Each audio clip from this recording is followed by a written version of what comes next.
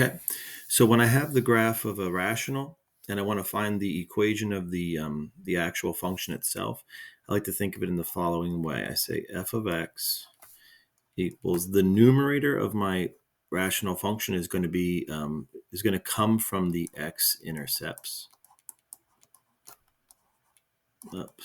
Intercepts.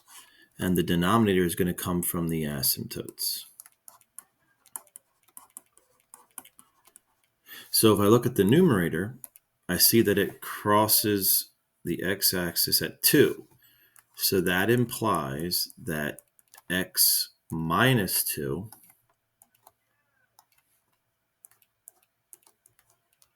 is a factor. Now, we have to also keep in mind of what the multiplicity of this is going to be. Multiplicity is how many times the factor shows up. So it's really just the exponent of the factor. So where does the multiplicity come from? Well, that depends on whether or not the graph is crossing at 2 or if it's just touching at 2. If it just touched at 2 in reversed order, that would imply that this has a multiplicity that's even.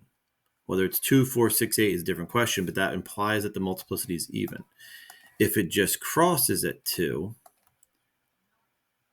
then we know the multiplicity is odd. So for right now, I'm going to let that be x minus 2 to the first over, now I need to use my asymptotes to come up with the denominator. So I have an asymptote at -1, so this is going to be x plus 1.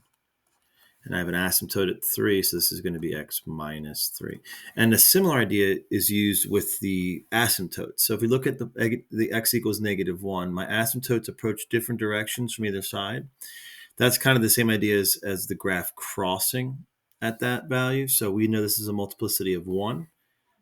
And if I look at the asymptote at 3, it looks like it's approaching in the positive direction from both sides. So this implies a multiplicity of 2. So we're almost there. I have this function here, but now I need to figure out what the coefficient a is by using the y-intercept.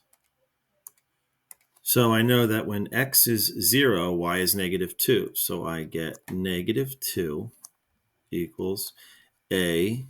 Now I'll just plug in 0 for all of these. 0 for that top x is going to leave me with -2. 0 here is going to leave me with 1.